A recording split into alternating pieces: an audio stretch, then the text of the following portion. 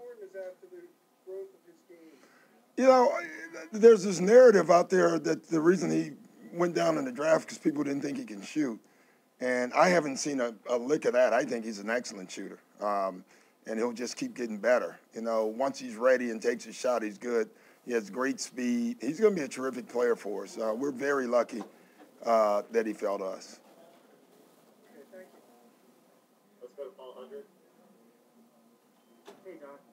In the first half, at least, it seemed like the small ball lineup gave you guys a little bit of trouble. Was there any thought to maybe trying to match that, or did you just really want to keep going with Dwight and just try to really exploit that? Yeah, I didn't worry about it a lot. Dwight had, 13 rebounds. He dominated the glass in the second half. So, yeah, I mean, there's nights where you go match up, but, you know, for the most part, I think that's what they want you to do, right? They go small, so you'll go small. You know, we stayed big, and I think that's the thing to do. There's times you do match up, but I didn't think tonight was one of them. Let's go to Lauren Rosen. Go ahead, Lauren.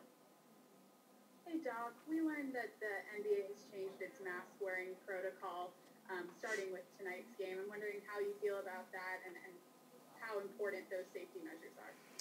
Well, obviously, I haven't done a good job because I got fined $10,000. And, you know, honestly, I thought it was the right fine and the right thing to do. You know, we all have to try to adhere to the rules. I forget. I have 3 people on the bench that have to remind me now, KJ, the trainer, Eric Hughes, and whoever else is behind me on the bench. I bet 20 times a day they had to remind me to put my mask back on because the players can't hear me through the mask, so I'm taking it down to talk, and I forget to bring it up. So maybe it's an age thing, probably so. But listen, we have to adhere. Just because we have the vaccinations, this is still not safe times, and we have to do it. Next 2 questions will be Keith Pompey and Kai Carlin, starting with Keith first. Hey, how you doing, Doc? What's up, Keith? So, can you talk about Tobias this third quarter? There was one stretch. He scored 11 points in the quarter. There was one stretch he scored 9 straight points. Danny scored, and then Tobias scored a dunk.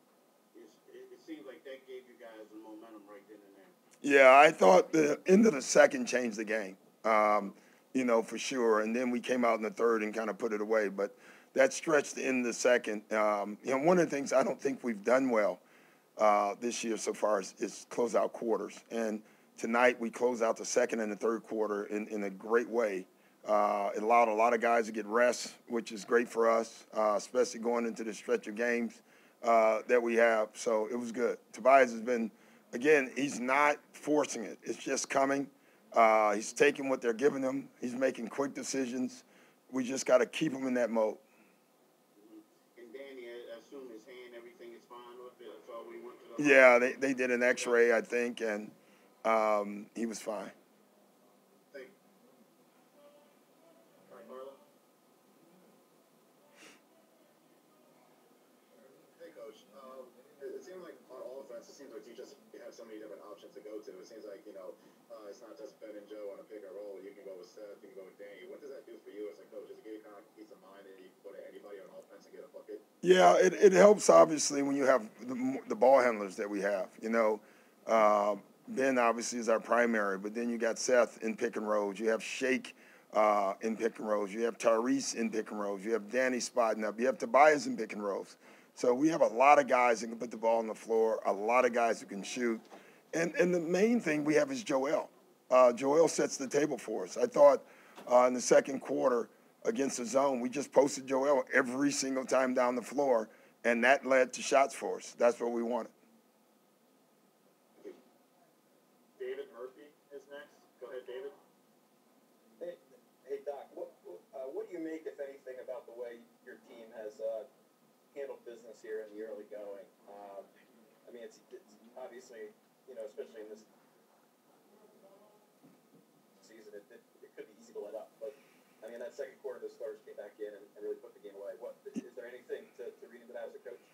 You know, I don't know. I think it's too early for me to read a lot, except for win the games, you know. I think there's 10 sets of back-to-back games so far, and I think the record is 10-10.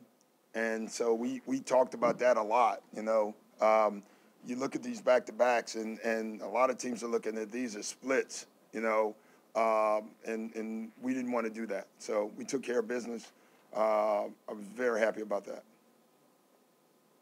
Two more questions for Coach. We'll do Christos and Jackson. Christos, you can go ahead first. Hello, Coach.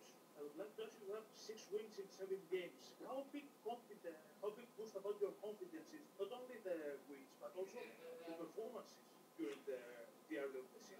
Yeah, I think where my confidence comes right now, even though we're scoring a lot of points, is on the defensive end. I think we have exhibited an ability to get multiple stops, get 4 or 5 stops in a row, and when we do that, then we get in transition. So I think we're getting great defensive confidence earlier than I thought we would. I love where we're at in that department. I think our guys are thinking it, and so that's probably the part that I enjoy the most. Last question, Jackson Frank.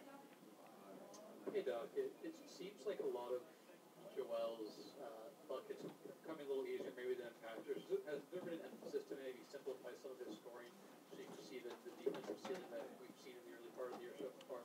Yeah, we're trying to put him in spots where he knows, like we talked about before the game, the answer. He knows exactly where guys are coming from. And it's not that important for him to know where the guys are coming from. He has to know where our guys will be. And I think Joel is really starting to see anytime they come from any angle, we're putting guys in spots where Joel can see them and make easy decisions. And he's doing that. Tonight, it was interesting. We were so effective, they stopped trapping, and then that allowed Joel to go to work. So that was good to see. You watched some of him when he took this job. Was that an emphasis that, maybe sometimes he was working too hard for buckets early in the game, and then later on he was a little more drained? Was there an emphasis from the coaching staff in general there? Yeah, it was more just an emphasis of dealing with traps. He's a great player. All great players are going to get trapped, whether they're bigs or guards. And I've always thought it's my job to make sure when they get trapped, we're in the right spot. And we have this attitude, if you trap us, we will score. That's got to be our attitude. And you can feel our guys believe in that. Thanks, Coach.